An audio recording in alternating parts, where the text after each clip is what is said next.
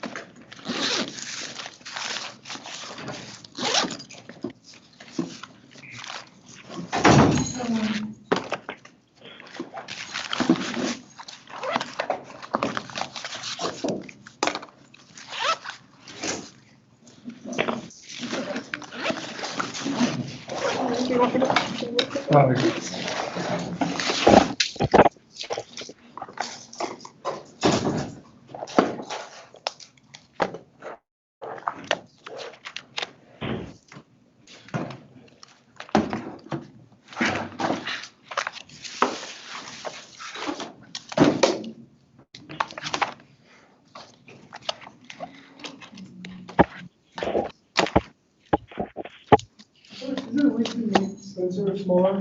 You think?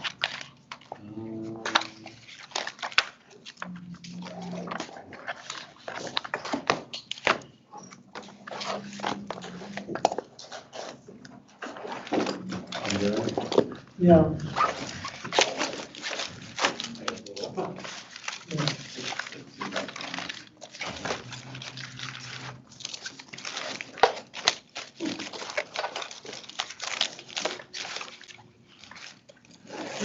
Myself. So that's just, yeah, the gallery is fine.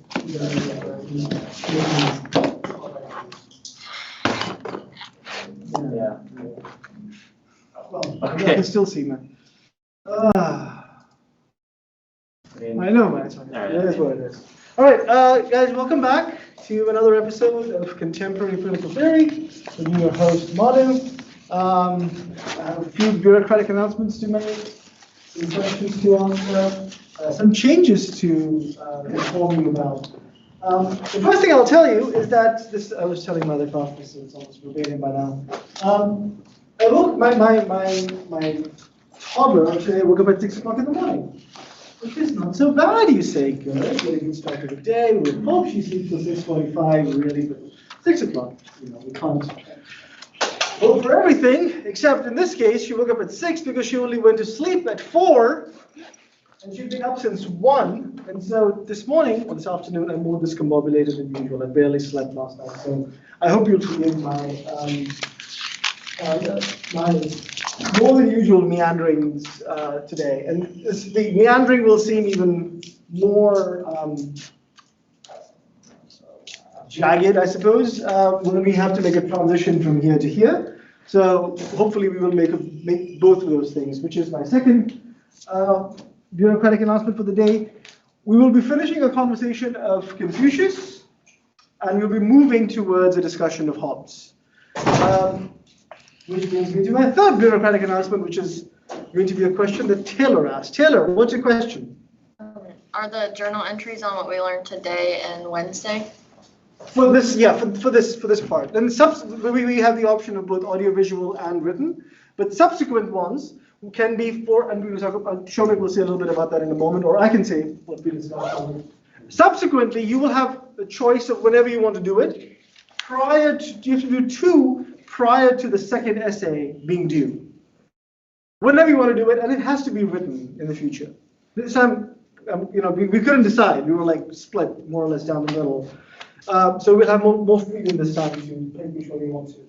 At which point, one of the things that we are trying to create for next week onwards is a way for you to be able to submit your journal entry. So let's say you don't want to submit a journal entry next week.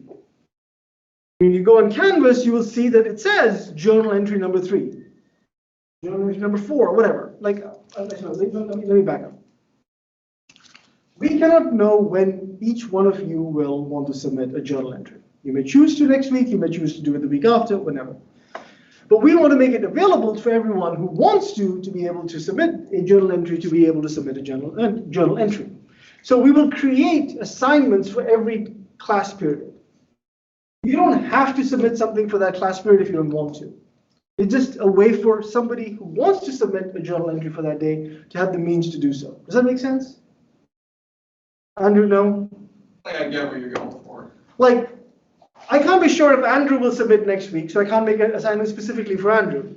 But I can make an assignment for somebody else who wants to submit next week. So although Andrew will not submit anything next week, he will not be marked down for not having submitted something next week.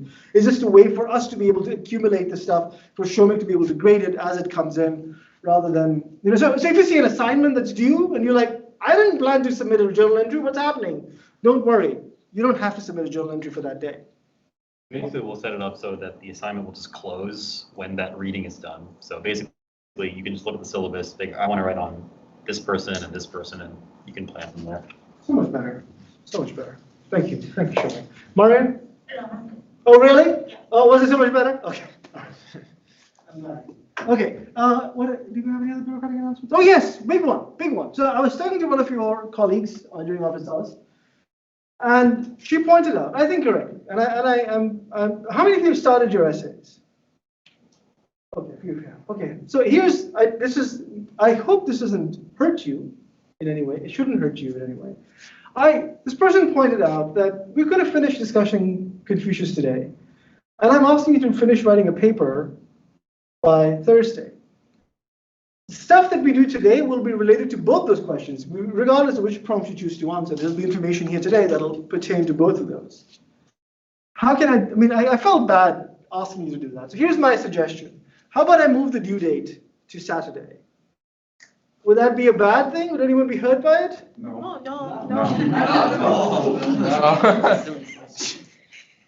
Anybody online has any objections to that? Spencer, I can see you and you're like vigorously shaking your head. You're like, I'm okay with it. Oh, somebody does have objections. Objections. Caesar says, I object. Taylor says, I object. Davila says, I object. Blake says, no, they all say no. No objections. Okay, all right, so note to self. I know I'll forget this. This note to self. This is forgotten. I've already lost it. Papers will now be due on Saturday. I'll send an announcement about this as well. So you have enough time to incorporate this information, think through what you want to about it, reflect on this information, and then proceed as you see fit. So those were the few bureaucratic announcements that I had to make. Anybody? Yes, Sama. For the journal entries, is it okay if we go a little over a page? That's fine. That's fine. Yeah. The man says yes. Anybody else? Yes, Taylor. So I know that like the journal entries are to prepare us for the essay, so is it okay if we pull like content from our journal entries and like rework it into the essay as well, or do you want them to be like? Well, the essays are about Hobbes, and this is about and what I want you to write for these journal entries for today and for Wednesday is on Hobbes. So, okay, so we don't write the journal entry on like what we're learning at the beginning, like the review of everything. It has to be on what we're learning at the end. Just for this one, Okay. for these first two, because I should have had it done before, but I've had you write about Hobbes. Has anybody finished the journal entry? Submitted it? Okay. Yeah, that's cool. So write about Hobbes today and for today and for Wednesday. Excuse me. I feel like a social pariah whenever I cough. You talk as much as I do, you just like, throat gets dry and just is that. Any other questions? Okay, all right. So last time I was very thrilled with this class. I had a great time. Did anybody else have a great time? Veli had a great time. Anybody else have a great time? Nobody else had a great time. We had a fight. Spencer says, what? Spencer says 6. Oh, in response to how many journals do we need in total? Yes. Right. I had a good time. Let's try and make that happen again. Well, not fights, but like, let's. What was good about that was that the people's energies alerted us to the fact that there was something important there. There's an issue here worth discussing that exercises people's energy, and we're going to revisit that question again in some fashion here, and then maybe even over here. and here, and definitely here. So let's do a quick recap, bring everybody back up to speed, bring myself back up to speed in terms of talking about this stuff. Confucian thinkers think that the virtues, or actually back up to beyond that, one step beyond that, minus A, actually, or A1, A2, A1, on the kind of reading that I've been offering, we read these Confucian thinkers not as the dealers in aphoristic wisdom, but as people who are trying to solve a very particular political problem, which is, as I said, the first political problem, the problem of order. How do you bring diverse people whose interests are pulling them in different directions to operate under the same sets of rules? As we'll see later on with Hobbes, although we will pull a very different reason out of him for why we're reading him, for Hobbes, this is the question that he needs to answer. And if that's the question that the Confucian thinkers are thinking through, then the answer that they're coming up with is enlightened leadership. And enlightened leadership will bring order, because the virtues that are needed for good leadership are not virtues that are available en masse. They are the product of careful study. They're the product of cultivation, self-cultivation, and education. And those virtues is, I mean, we don't have to sort of go very far into it, but are humaneness, rightness, and wisdom. These virtues, and there are different interpretations of what this means. And if you look at the tradition of Chinese thought, different people have developed different interpretations out of this very bare bones sort of aphorisms. What these virtues are we know one thing about them. They're the preserve of a few people, not everybody. Now, we, in the 21st century, are used to listening to this kind of stuff, and immediately our suspicions get tuned up to 11. Anyone have the reference? Turned up to 11? One person. Where is it? It's from that movie. Spinal about Tap. the metal. This is Spinal Tap. Yeah. Anyway, great movie. You should watch it. We immediately become suspicious. And I know this because whenever I teach Plato and the Philosopher King, the same thing happens. Everyone gets super suspicious. They're like, Manu, you're trying to hoodwink us. This is the way that the elites have always controlled us. The elites tell us that they're so much better than us, the common people, and therefore they are the ones who should be in charge. Well, bunkum to that, sir. The democratic revolutions of 1776 and 1789 and 1848 and 1917 and 1948 and blah, blah, blah have put paid to such notions. Today, power resides with the people and for the people and of the people and by the people. And therefore, anybody who tries to do that move on us is clearly someone with tyrannical aspirations, and we should be very careful. Right? This is the way democracy creates its own foot soldiers, by telling its foot soldiers that the people who would say otherwise are trying to control. And maybe that's true. But certainly, the problem that the Confucian thinkers are trying to answer, the problem that someone like Plato is trying to answer as well in some ways, is how do you meld democratic rule with wisdom when those things are completely contrary? Because for Plato, for instance, the worst thing that democracy does is, anybody know? Anybody guess? It serves people's pleasures, not necessarily what serves the best for their soul. Absolutely. And in the process, what did the people do when they were following their own pleasures? They killed Socrates. They killed Socrates, the very incarnate of wisdom and goodness. They could not even recognize it. They didn't have the mechanism to recognize it. Because democracies can't think. Individuals in a democracy can, maybe, but together democracies can't think in ways that help them sift through the wheat from the chaff, the good from the bad. Everything becomes equalized. And so for the Confucian thinkers, it's also the case that the masses are unable to think through what rightness, what wisdom, what humanity demand. They can't do that. They don't have the ability to do that. Now, one of the things that got Andrew really exercised was the very notion that anyone would suggest that ordinary people can't do that.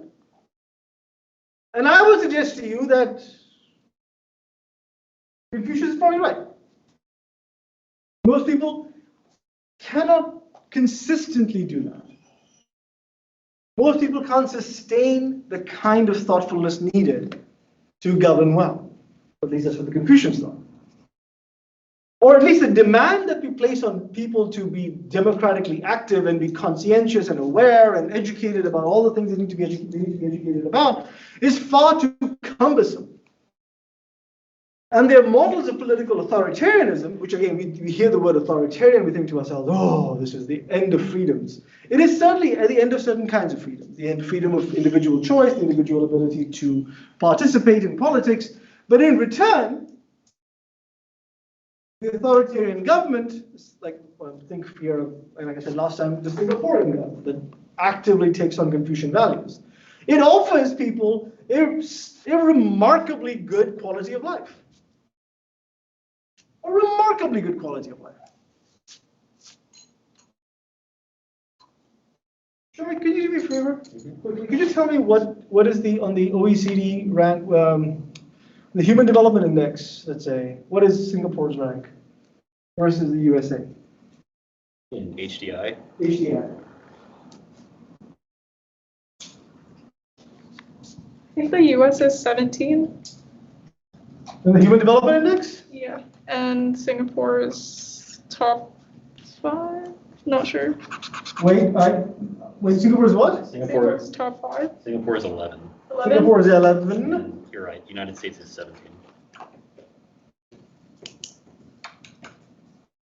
What's first? Huh? What's first? Norway.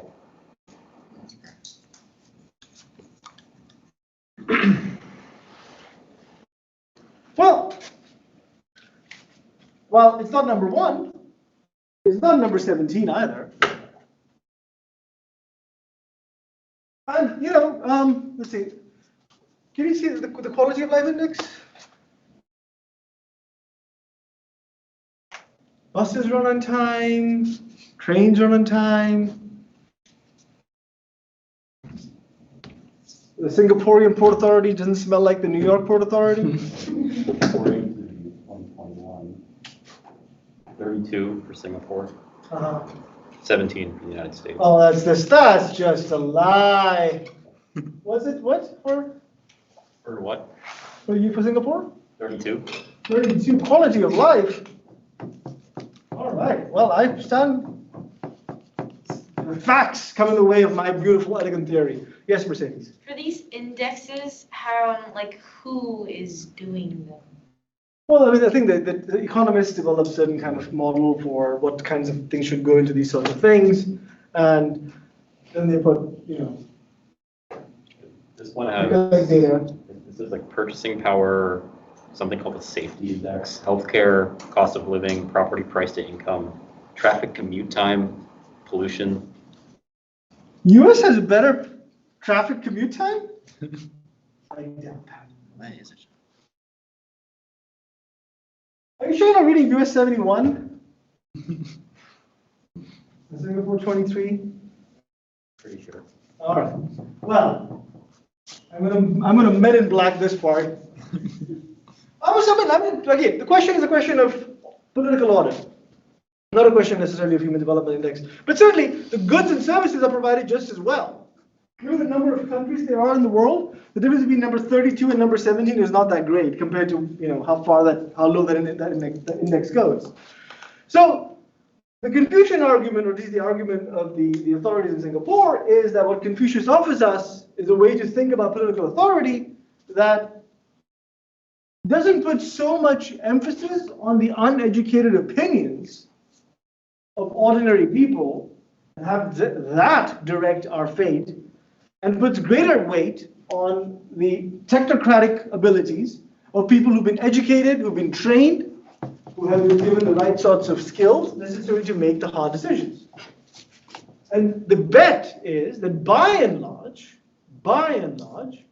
those people will make more correct decisions, better decisions that will sustain political order than ordinary people trying to figure out their hand from their foot. Now again, you could say, well, that only works for you because you've emphasized the importance of arriving at the correct decision, whereas we emphasize individual liberties and individual freedoms, and the exercise of those things matters to us more. Now the Confucians would say, yeah, I mean, you're mistaken to emphasize that, but sure, if that's what you want to emphasize, by all means continue with the mass democratic movements and societies that you have. But if you care about right results, quality of life for the vast majority of people who actually don't care about politics, then for that, you need people on top who are fit to be there. And that fitness is the consequence of certain kinds of virtues. Now, one of those virtues is Ren. And I want to come to, any questions at this point? Let me just make sure I get my definition right.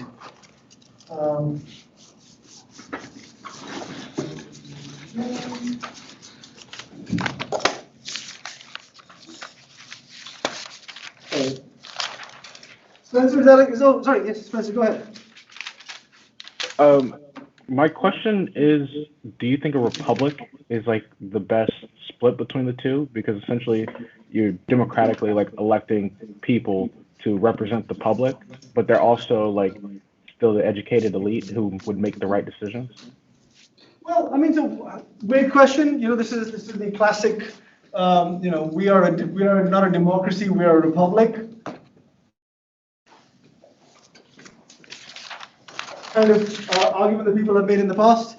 It's a great question. So Spencer's question is, well, democracy is, in this model, at least the Platonic model, is mass democracy. Is like hundreds and thousands of people just speaking at the same time, and whichever voice or collections of voices sounds the loudest, that way holds sway. Whereas a republic, as Spencer's understanding it, is a representative democracy where we give power to certain kinds of elites to make decisions for us that helps them, sort of helps sift through the variety of options that are out there.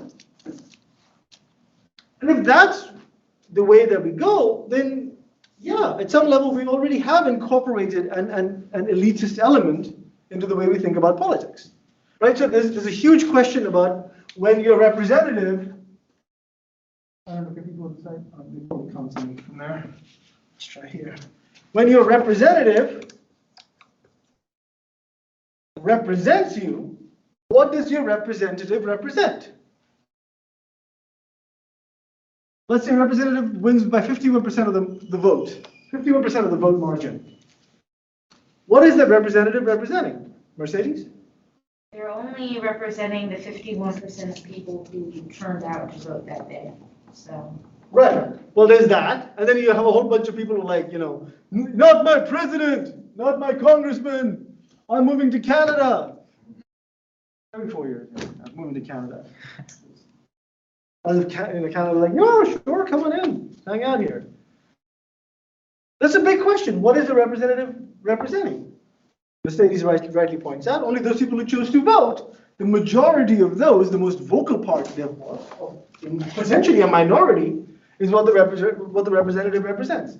But that's not what we do. The principle of representation depends on a fiction. The fiction says, I represent the will of my constituents. The will of my constituents as measured by a simple majority rule. But even more than that, let us say 100% of a county, whatever, or a district voted, and someone won 80% of the vote. What does that person represent?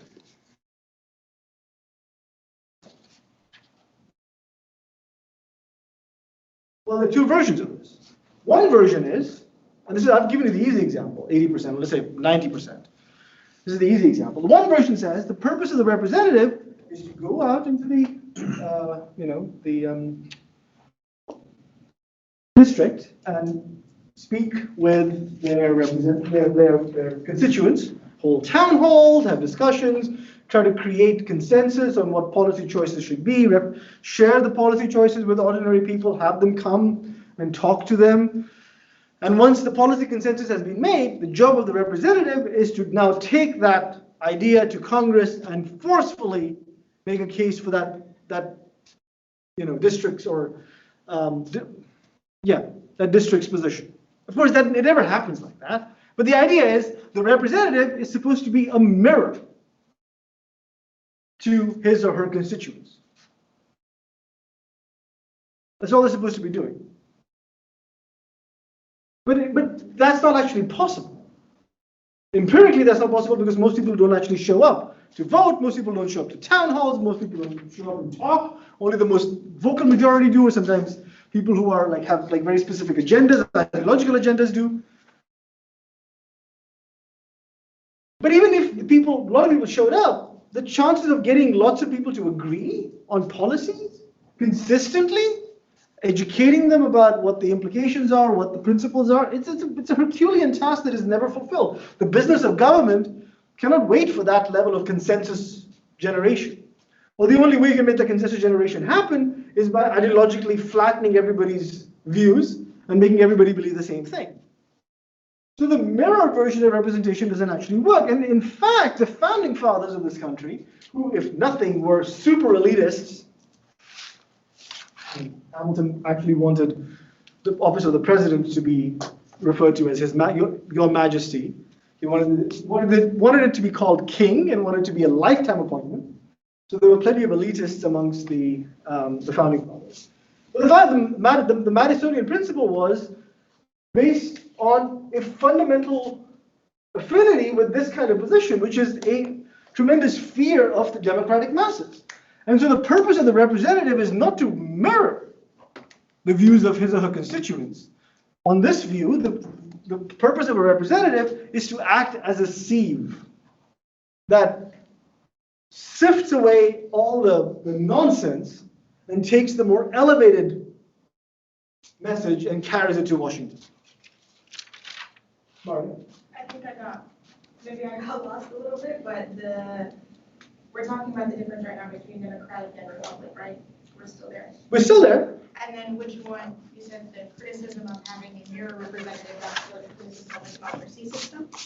No, even within a republic where you have representatives. So democracy as a direct democracy, we're not interested. Like we leave that aside. Even a republic, you can either have a mirror system where your representative acts as a mirror, or you can have I don't think it's the word sift. I can't figure out, is it E before I or I before E? Never mind, you know what I'm talking about, sieve. They're both justifications for how the representative system is justified. And so the other one is C, the sift, that this representative listens to everybody's views and realizes that his constituents are a bunch of idiots who don't know anything about what the policies in Washington are, and says, you know what, I will act in your best interest. And you can imagine that as being a horrible thing, horrific thing. Oh my goodness, how could you possibly do something like that? But here's the interesting thing. Sometimes it can also be a good thing. During the civil rights era, for instance, there were lots of congressmen from the South, senators from the South, who would go on the Senate floor and would inveigh at length against the horrors of integration, because that's what their constituents wanted them to hear, them say. But behind closed doors, these same senators and congressmen would advise civil rights leaders on how to formulate certain policies, which if their constituents knew that they were doing, they would vote them out and get somebody even more racist and more segregationist into power. And so the idea there is people don't know what's good for them in our own republic, Spencer. And they need the considered judgment of people who are not swayed by the passions of this going this way and that. I mean, I can tell you that if a year ago,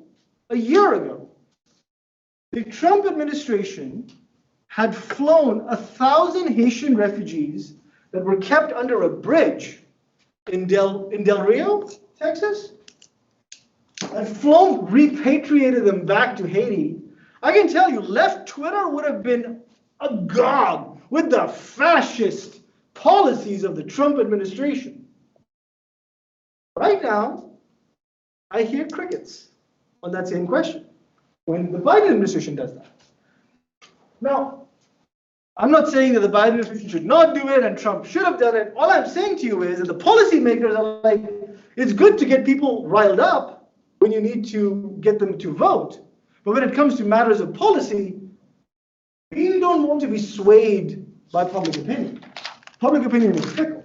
We want to maintain certain policy goals, long-term policy goals, which in international relations, sometimes we define as the national interest.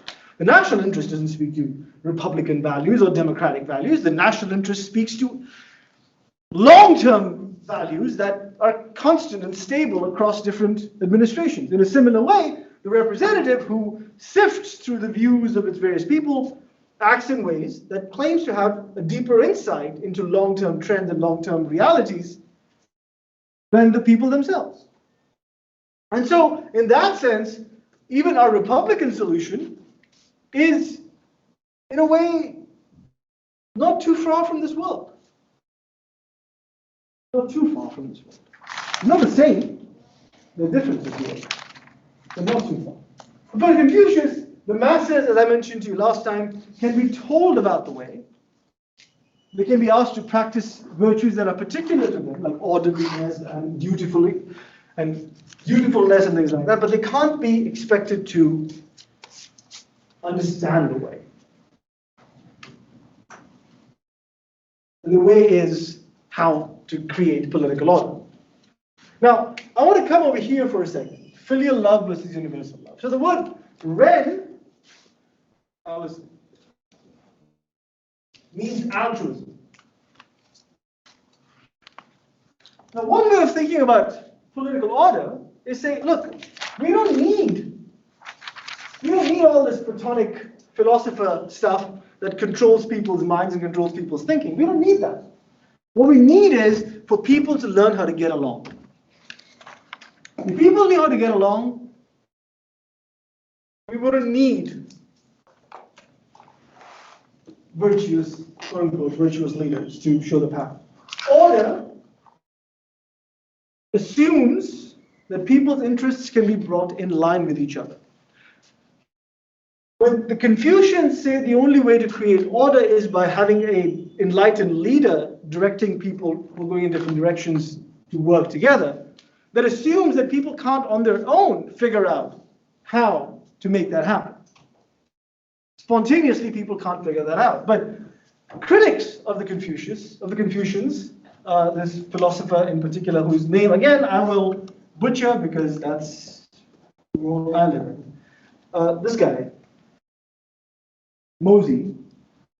If anybody knows the pronunciation, please, I need to learn how to pronounce it. But this guy says, you know what?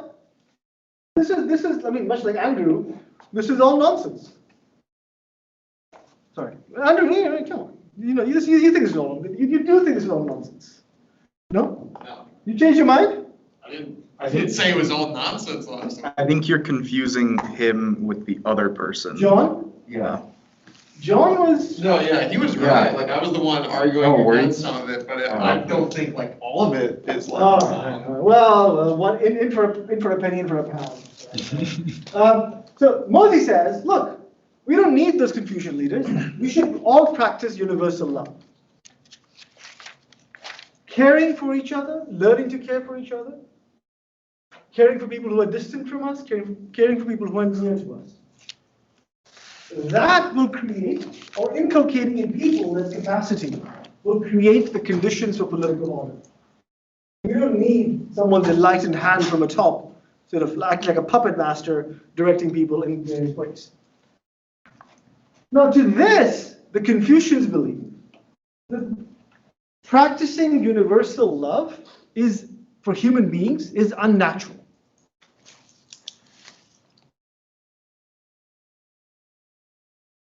Why? Now, I don't know if you know about this. Most of you I imagine, fellas, I look around the room and eyeball your ages. None of you know about this, but anyone know about Save the World concert? Heal the world. The Michael Jackson song. Make it a better place. Oh, wait, is it Michael Jackson? Yeah. God. Oh, yeah. MJ, yeah. I thought you were talking about Live Aid. Live Aid, that's the one, yes. Oh, that was the most ridiculous. What, can you tell us about Live Aid, Andrew? It was this really stupid concert where a bunch of rich musicians said we're gonna save Africa by playing. Africa. Oh, is that kind of like Comic Relief? Kinda. I watched the movie. Isn't the Bohemian Rhapsody movie? Which one? Bohemian Rhapsody. Oh, was it in that one too? Oh, yeah.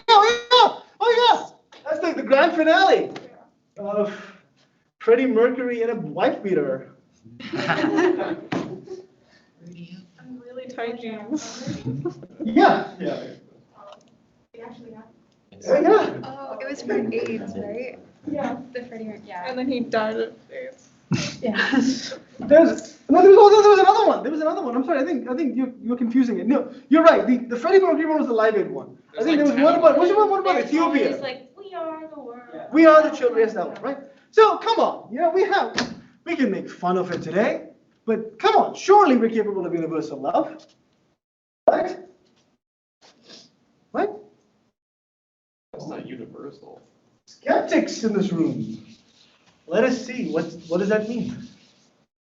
Let's use this as a way to drive a wedge amongst you and separate you and make you easily governable. How many of you believe there's such a thing as universal love that we're capable of cultivating in the way that I just described it? What do you define as universal love? Like just that compassion is available? No. So Taylor, not this Taylor, the other Taylor just said, yo, Spencer, pass me those fruit roll-ups. Can we please, Taylor, this is great. I know, Spencer, but can you please keep the conversation on there to class stuff. But what I mean by universal love is, the Confucian argument is that I am unable to work with you and agree with you and figure out how to conduct my affairs in a way that gel well with yours and everybody else's, because I'm fundamentally concerned or unconcerned about larger questions. And those larger questions that I will only figure out through wisdom and through right conduct and through altruism, only in that way can I figure out what's the best way to bring about order. Whereas universal love says, if I learn to care for my fellow citizens or fellow subjects on their own terms, if I take the time to understand you, figure out what your needs are, you and I can actually figure out the Latin for it would be a modus vivendi, a way of life that will not need someone as a puppet master controlling us. So universal love doesn't have to be, I made fun of it by going with a Live Aid route where you are like a bleeding heart, sort of cosmopolitan. But it means that you are capable of seeing good in other people and figuring out how to work with them.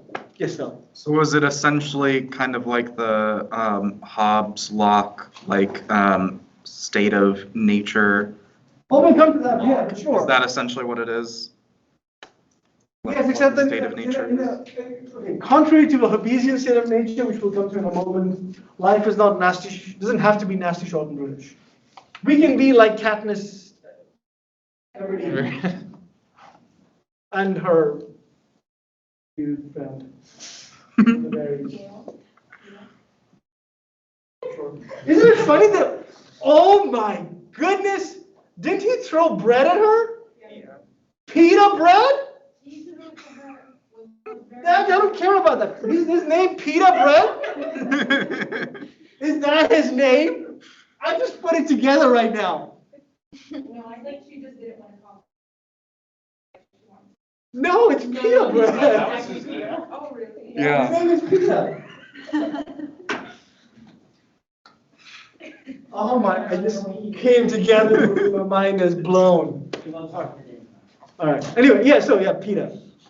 Right? He might be romantically in love with her, but she doesn't want to play this game anymore. Actually, she thinks this game is pointless. Her first reaction to him, because she's still in love with one of the Hemsworth brothers, is to sacrifice her own self-interest as a way of rejecting this larger game in which they are part. So wouldn't that be, do you think that's possible? Can't we be like Katniss? You're saying she's a representation of universal love? Yeah, for our purposes. At least in that moment, right? Her rejection of that game is a rejection of like, I don't want to play this game. No, but she doesn't see it as, like, she's not doing it for the people. She's doing it for her district, No. for her sister. Yeah, for her sister, but I think that she's not the type of, that's why she's not like, I like the books, by the way. So she's not like, it is not until, the character is not designed to be a leader. She's not supposed to be like that, so she's not supposed to be a martyr or a leader or anything like that. You don't have to be. You don't have to be. None of the things that I've said require you to be a leader, right? All I'm saying is that she refuses to play that game.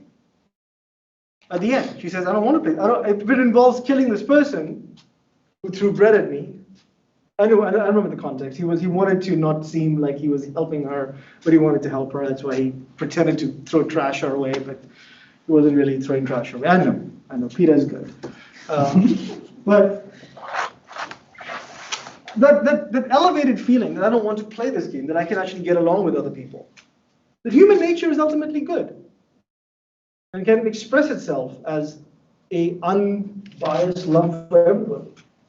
How many of you think that's possible? Is that a hand or a question? I'm not sure. Wait. I don't know. I just wanted to say, I don't really think universal love is possible because it requires a collaboration of everyone. And is everyone really going to want to express universal love and just like respect each other? Not like arguing against your point, but like in general, she's still like if we're talking about Arguing against Katniss. my point or sorry, what's the name? Ariana. Ariana's point. Like Katniss Everdeen, she still hated other people, so like she didn't love everyone, Oh, right. even She's a though she bad got to like know them. So I feel like universal love doesn't really exist there. If Katniss could never show it, then who else could show it? Well, like, cause like the point is like, can we like everyone after getting to know them? And the, like, honestly speaking, I feel like the truth is like, no, we can't. Even if we get to know someone, like, there's always going to be something that we don't like about them, and like, there's always going to be someone that we probably don't like that much. So. Well, you don't have. It's not about like you basically walking through the world on Valium and saying, everyone is so nice. I love everybody. No, it's not saying that. I want to be clear on that. I think the Moses, I think the Mohists, I think the followers of this guy were called, or at least in the English version of it, they're called the Mohists. I don't think these guys were saying that we have to move through the world as if we've all taken Valium and now we're suddenly very happy people who get along with everybody else. What they're saying is that the ordinary people can figure out amongst themselves a way of interacting that does not depend upon authority. Mercedes, go ahead, make your point. I'm looking for something here that I want to. I think that universal love is possible. I just don't think it's very sustainable. Okay. Why? I don't think it's sustainable because it requires people to put aside their, I think that people all experience moments in which they can experience universal love or self-sacrifice. But the importance is that that is a moment thing. It's something that happens in the moment. I think it's something that you can see, especially when you analyze people that are considered to be great heroes, or even when you are to analyze philosophers like Confucius or Hobbes, is that if you look at what they say in this book, in this moment, you see what they say and you agree with it, or that's like their entire position. But as soon as you look at someone's entire life, you see that there are a multitude of things and we're often in contradiction with ourselves. Okay, let me sort of, my question was poorly stated. Let me turn the question around. The Mohists are responding to the Confucians. And one part of the Confucian story, which I can pull up the slides, but it'll take forever for me to do, so let me just read it from my phone and I can upload this stuff online. One of the Confucian positions about how we cultivate the right sorts of virtues was through filial piety. Filial love versus universal love. So this is one of the analects that I was going to read to you the other day when I pulled it down, but we never got to it. It's analect 13.18. If you're interested in looking at that one on your own, you can do so. I'll read it out to you.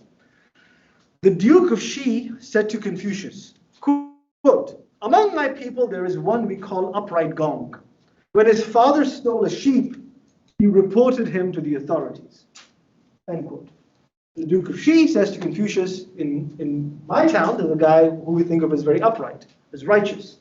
When this person's own father when he knew his father had stolen a sheep, this guy went to the police and reported his father. And because he was impartial in his notion of justice, we consider him to be upright. To this, Confucius replied, quote, "Among my people, those who we would consider upright are different from this. Fathers cover up for their sons, and sons cover up for their fathers. Uprightness is to be found in this." So according to the Confucians, if you find that your father has stolen a sheep, if you find that your son, your sister, your aunt, your uncle have done something wrong, your duty is to cover up for them. Not pursue this idea of a universal justice that applies to everybody. Equally, the law speaks equally to everybody. Whether he's your father or he's your son or daughter, whatever. And to this, the Mohists say, are you insane? You're constructing a society in which you're emphasizing filial love or filial duty over universal duties? Forget about the word love. You can put the word duty here if you want to.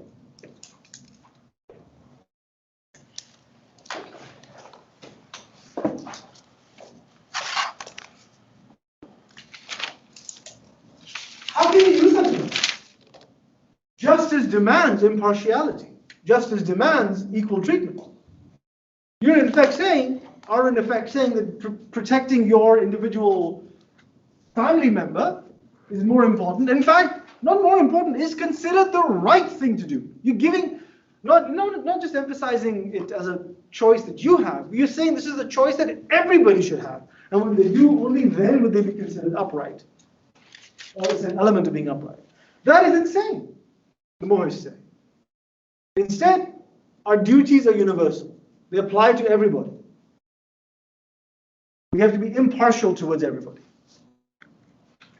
Now, here is a question I think we can all, for the most part, in its basic coordinates, understand. And if you don't, our conversation will lead us forward. How many of you agree with the Mohists? That yes, we have universal duties that apply regardless of who we are related to. Okay, please keep your hands up. I want people online, please raise your hands. Those who share this view.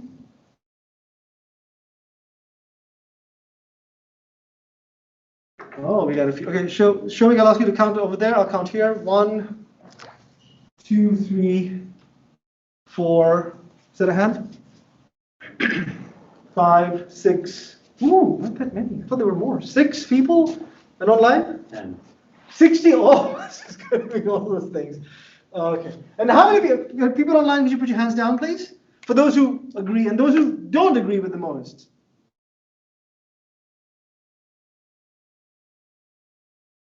Everybody must vote.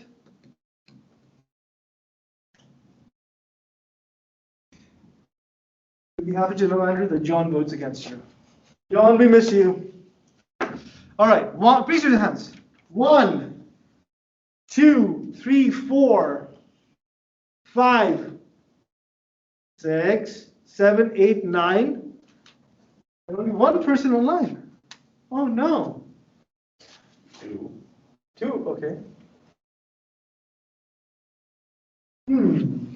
Does that cover everybody in that class? Thank you, John. Thank you, Samuel, for raising your hands. Okay. Question. Oh, yes. The situation with Antigone, the whole, Oh, please do mention. Would that since majority of us in the class voted that she should go ahead and for her brother, would that mean that majority of us would more agree with filial love than universal duty? Because I feel like that situation kind of seems like Are you she saying was it's reversed? Nah, yeah, y'all definitely switched up. Crazy. You switched up? Nah, yeah. Antigone, crazy. I don't know, would that mean that she kind of prioritized her family over like universal duty? I think she did. Taylor? Can't there kind of be like a middle ground? Yeah. Like, I'm thinking of like the case that just came out about that Gabrielle Petito girl that went missing and his family covered for him. And like, I would never cover for my family in that sense, but if like my family stole like something from the store, I'm not gonna tell on them. So can't you kind of have like a middle ground? I think the way you put it, it sounds like, yeah, of course. There's a difference between potentially being a murder suspect and stealing a bar of candy from, your corner bodega. Those two things are very different. I think the people who make the argument, like the Mohists would have probably made the argument, but the people who make that argument in our world today say, no, that's a slippery slope. Where do you decide? One thing is we know the murder is egregious. Where do you decide it becomes egregious? Who decides where something has become too egregious? Maybe that candy was like an important part of how that store was raising money for animals that were about to be euthanized. And now you've deprived them of the money they needed to save the animals from being euthanized. So who gets to decide that? So I see your point. Intuitively, we wish there was a middle point. But I think the point the folks who talked about this make is who gets to decide what's in the middle. Yes, sir, what's your name? Steven. I feel like that matter of degree is part of filial duty because, it's up to you and your family and the way that you feel about them. I feel like that's a very individual opinion, and therefore, it's not universal, in and of itself. So I feel like that, you could work that matter of degree on, okay, they murdered somebody, I'm not going to cover up for them, into your concept of, individualized sense of justice versus a universal justice, universal duty to society. Okay, so there are certain principles that everybody can agree on, and you can find a way of comporting yourself to them in a way that allows you to have your cake and eat it too, so to speak, morally? Yes, you can be more aligned with your family and say, Antigone, I'm gonna do this, that, and the other because it's my family against what society has told me to do. But she could also have a line of what I'm not gonna do because of, the laws that we all live by. We live under a system that assumes that everybody lives under universal duty, right? I believe that a larger societal structure kind of inherently applies that, but within that, I feel like. Well, okay, so Stephen, I want you to hold on to that idea, because I think what you pointed to is a certain tension, where I think I'm going to make a case. Not that I believe in this necessarily, but I'm going to make the case for the filial side of it. A tension that you've identified, but I'll come back to your point in a moment. Nick, I believe me. While Stephen was talking, part of me, I saw your hand. I was like, I know his name is not Nathan, it's Nick. And then I said Nathan. Nick. So just to simplify this, would it be okay to summarize this as objective versus subjective law? As in universal would be more of an objective law take, and filial would be more of a subjective. No, I'll tell you. Okay, you know what? This allows me. I'll just tell you what. This will be my answer to your question, Stephen, as well. So we'll come to this guy in a moment. We have to come to this guy in a moment. We have still some time. But the world that we live in is the world of social contract theory, generally. And social contract theory is designed to answer the following question. What are the legitimate limits to government? How far can government go before it goes too far? And one of the ways of answering that question is to ask the question, well, I can understand the limits of what the government is or ought to be if I can understand why government was created. And when people in the social contract tradition, people like Hobbes, people like Locke, people like Rousseau, tell the story, they tell the story of individuals. Individuals in the state of nature.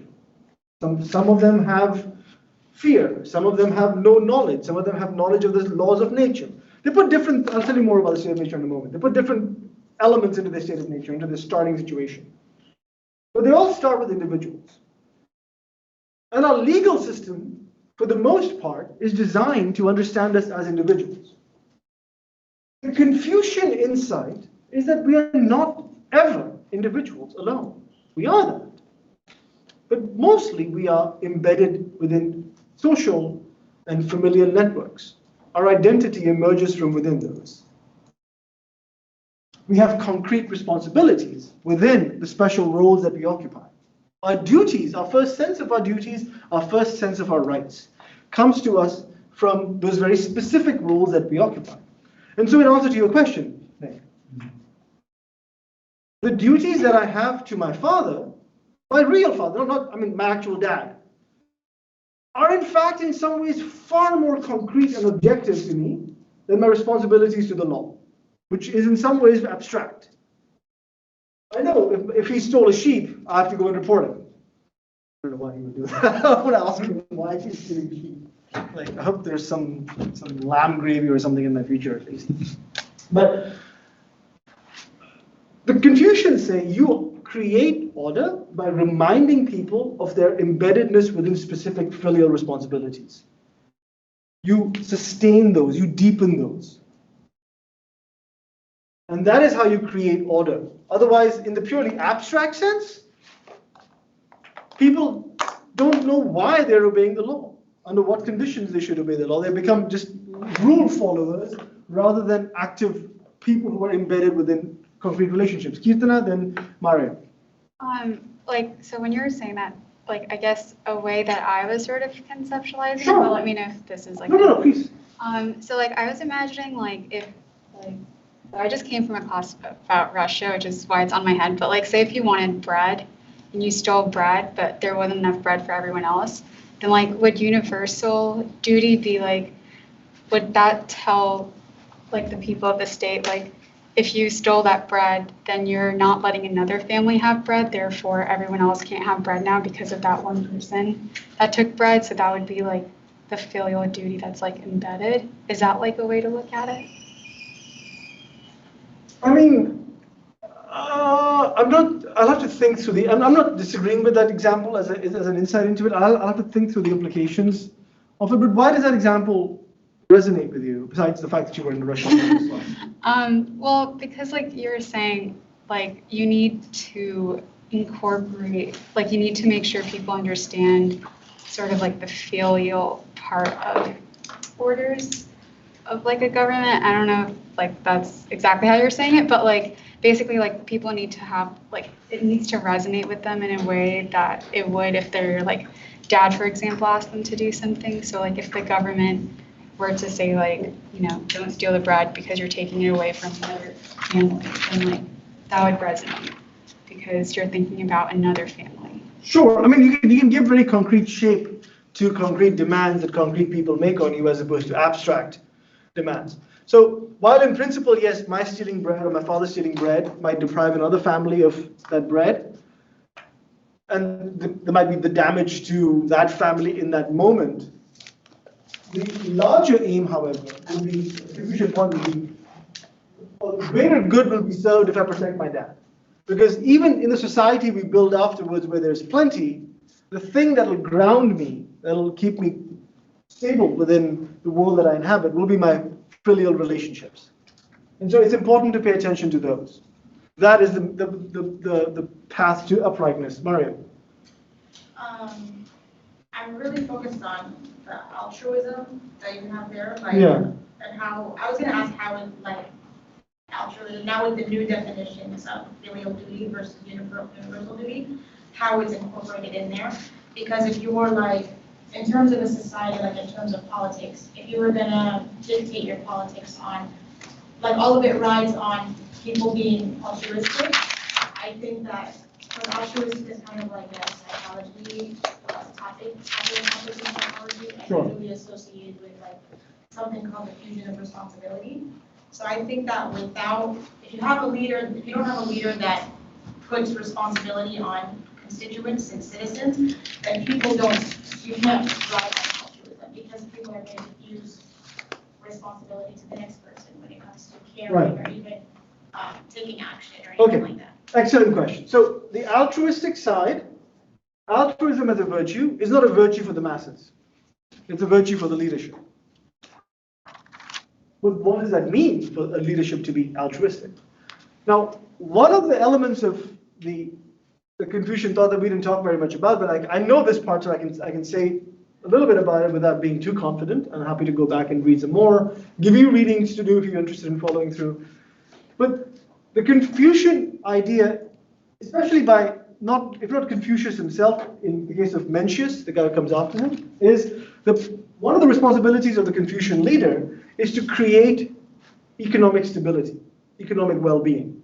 That has to be a background condition within which any of this works. So if the people are starving, not only are they not able to practice the virtues of a Confucian leader, they're not even able to practice the virtues of the people, or just orderliness and dutifulness and the associated ones that I mentioned the other day. I can't recall immediately. So altruism doesn't become universal duty or universal love to everybody in the abstract sense. It becomes providing the material conditions. So a lot of the analects are about like, how much should I tax? So some duke goes to Confucius and says, I've been taxing 20% for the last 5 years, 20% of my residents' food production, and I'm finding it's too little. How much should I tax them? And Confucius or one of the other master says, tax them 10%. And the guy says, what? I can't do anything with 10. I can't do it with 20%. You ask me to go for 10%? And Confucius says, well, if your people are happier, then whatever you hope to get with the 30% or 40%, the armaments you need or defenses you need, you wouldn't have a need for them anymore. So a lot of the things that you as a political leader think you need to do in order to maintain your control and maintain order will arise spontaneously from within the people when they have some breathing room economically to be able to live. And they're whole sort of chock full of such sort of aphorisms or analects thrown throughout this literature. So an economic well-being is the background for how this is supposed to happen. Now, interestingly enough, that does not, however, mean that Confucians are ever saying that the role of the rich and the role of the poor or their stations in life should become equalized. They will never say that, because order is still important. And so they say that the power of the rich, or not the rich, but the ones who are in command. I'm using the word rich, that was incorrect. Sorry, this is where the tiredness is really hitting me. Confucians will never say that those who are in power and the common people should become equalized. They will never say that. That's just a way to disaster. In fact, they will say that those who are in charge have a duty to overawe the masses with their power. How?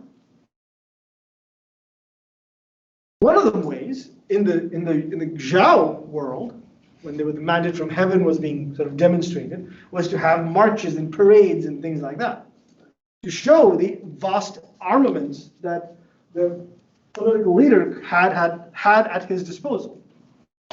The Confucians also kind of hold on to that, but they also emphasize the importance of rituals.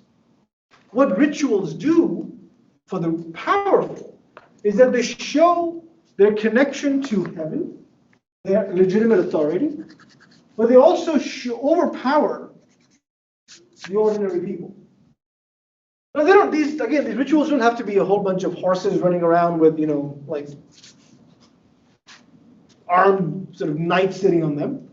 It can be sumptuous rituals where the priests are dressed in like the finest livery and the food is the tastiest. Your mind boggles to think how much money someone would have spent to make this happen. I went to a wedding once in Tampa Bay.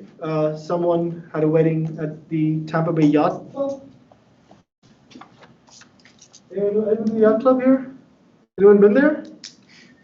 Like 2 people have? I was like, I can't even spell yacht. I was trying to text my friend, dude, I'm at the yacht club. Like, what word is that? Like, iMessage couldn't recognize it. I'm that poor. But I was like, how much money did they spend?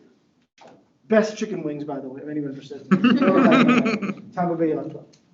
I'll come to you in a second. So just what the Yacht Club wedding showed was the amount of money these people had. It wasn't a gaudy wedding. It wasn't like, the groom and the bride were dressed in like 24-karat gold, like suits and wedding gowns, but just in the subtleness of how much the quality of the food and the drink and the venue, you could figure out, okay, these guys are loaded, super loaded, or at least their parents are super loaded. In a similar way, the rituals of the powerful are supposed to show the wealth. But the poor are also supposed to conduct rituals. But rituals that are appropriate to their station. Rituals help people see the long-term elements of what they do. So I'll tell you this. I don't know if any of you guys can share this. A few years ago, I don't know if you know this, you probably tell. I'm from India. And for the first time in my life a few years ago, I went with my father to a holy city where we did some rituals. We did rituals for my ancestors, most of whom I never even met. It was something like to pacify the ancestors.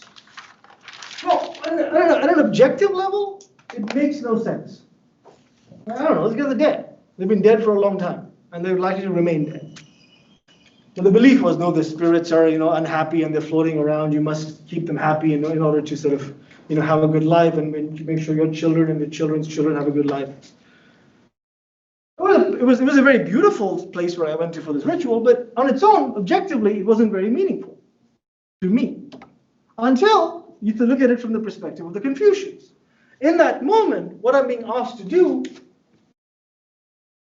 is to understand myself not as an isolated individual, the product of a long line of generations that have culminated in me, but as one person in a vast thread that connects my past to my future. And so that the ways in which I think of what is in my self-interest becomes connected to those people before me and the people who come after me. To embed me more deeply into my family, to embed me more deeply into my society.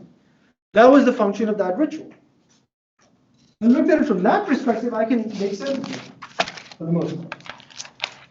The Confucians say that that's what rituals teach people. That's their importance.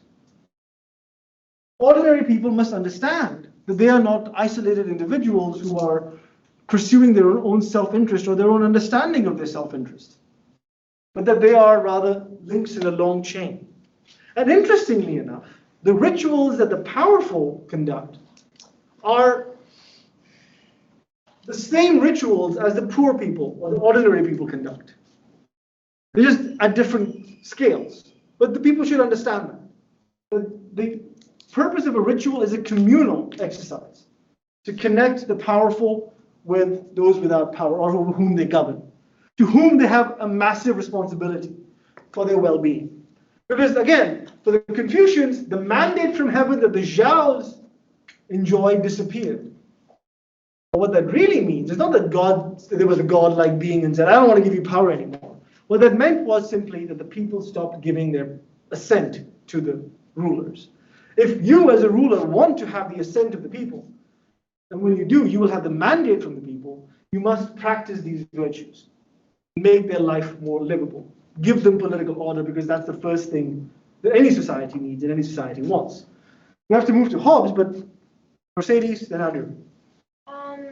Well, I think in an absolute world is that also that if you were to, that part of the filial piety is that there's contrast within piety that you have to fulfill, is that you have a role, and that if you do not, like as a father, you have responsibilities. So you need to do those things. So it's not that it's just you are responsible to only your family. It's that you do have a social contract. It's just that social contract is in the hierarchy of your family.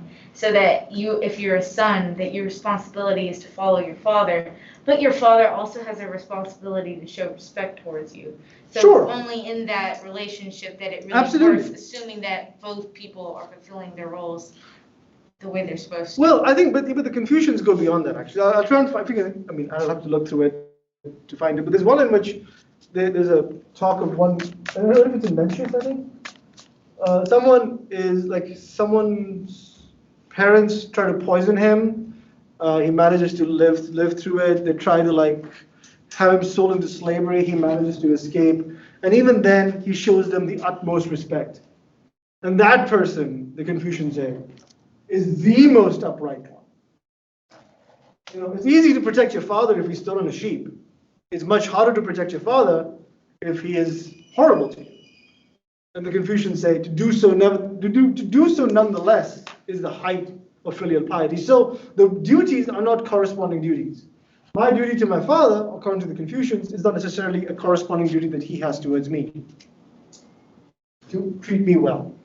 But my responsibility towards him nonetheless remains. It's hard to square that with our understanding of. Well, I mean, it's really similar to what Hobbes argues, because he argues that in a social contract, you should follow your leader, even if they aren't necessarily good, because the consequences of not following them are much more miserable. Perfect. So let's go to Hobbes. Any questions about this? We'll move to Hobbes. Let's move to Hobbes.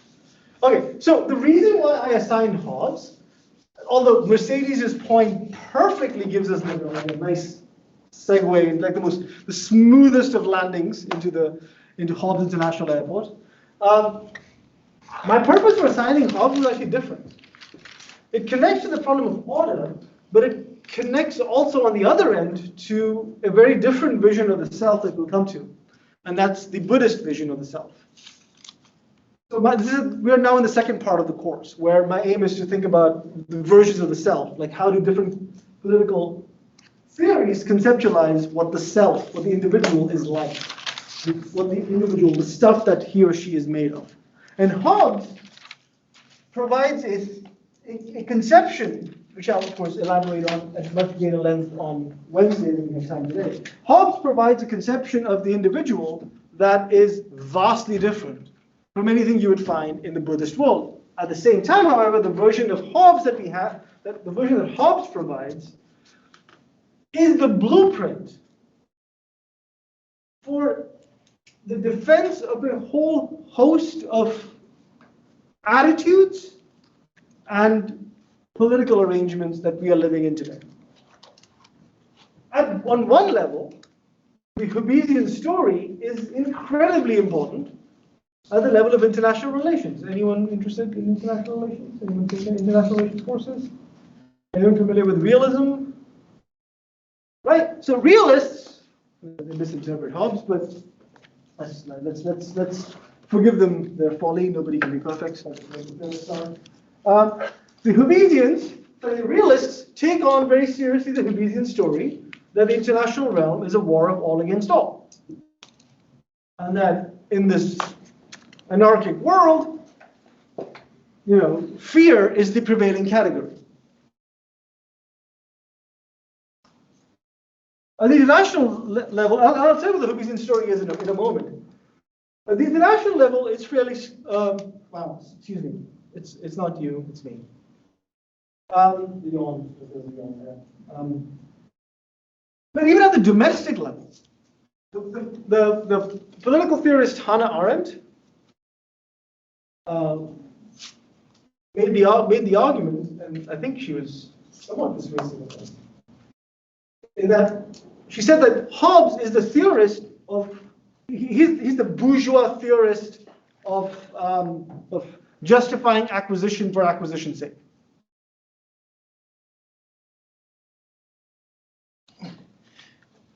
What is that? So let me give you a little bit about the Hobbes context, and then we'll try and sort of start thinking about the parts of the Hobbesian character. So what the Hobbesian story is. Mercedes has already given us a hint as to what that is. So Hobbes is writing in the context of the English Civil War. The English Civil War is a cataclysmic event between the royalists on the one side and, oh my goodness, I'm blanking right now. What's the other side called? Anti-royalists for our purposes. People who believe that the divine rights of kings gives Charles I authority to rule. Parliamentarians. Well, but they're not called that. On the other side, there are people who say, no, Parliament has supreme power. Of course, the Parliament is not your average serf and peasant who's going to vote for their representative in Parliament. These are also landed folk with substantial property. But this conflict basically tears apart Europe. And Hobbes, until then, had been a studied, quiet, very smart translator of some very important texts from the Greek into Latin. Recently, Thucydides' The Peloponnesian War. Anyone read that? The Melians versus. Oh, actually, you read that. Pretty cool. Check it out. And he escapes to Europe because he's associated with the royalists, considered a defender of royalists. And there he writes this book. I was going to call it this behemoth, but that's a different animal that he also references in the Leviathan. The Leviathan is a biblical beast that rises from the bottom of the sea to devour the world. What year was the Civil War? 1649, 1650. Let me just confirm. Is there a date? Shoma can tell us very quickly what. 1642 to 1651. Yep. So this thing was composed in 1649. Depending on, when the king's head is cut off, I don't know. I don't know if that constitutes the end of the revolution or even the Civil War, or it goes on after that as well. But the king's head is cut off, right? And you can imagine in this world, that's an insane thing. If the king is put in his throne through divine mandate to chop off his head, to try him in court, first of all, no, to rise up against him, first of all, fight him, capture him, try him, and chop his head off is a series of accelerating affronts against God's authority. Or at least, seem to exist. And so Hobbes escapes to Europe, where he writes this book, the Leviathan, which, much to the dismay of his royalist friends, actually makes the argument that people should accept the new authority, the authority of Parliament. Not because we take these truths to be self-evident, that all beings are created equal. No. I mean, he does believe all beings are created equal, but for different reasons. But because that's the surest way to peace. What we need is a stable political authority that will enforce rules on everybody. It doesn't matter what the character of that body is. It could be democratic, it could be authoritarian. Hobbes himself thought that if efficiency is your goal, an authoritarian society is better for you than a democratic one. But that society is justified because it comports to certain characteristics of what human beings are like. But that authority, that need for authority, arises from within what human beings are like. And because human beings are the way that Hobbes will define them, he will say, it's a factor, we need an authoritarian society. But no. We need a society, we need a government with complete authority. We need a Leviathan that will enforce its rule. Now, what those characteristics are, that will be the subject for our discussion on Wednesday. So once again, Shomik has sent me an email, I think, to remind me to change the deadline to Saturday for the papers, Saturday midnight. And in the meantime, I'll see you guys on Wednesday. Please take care.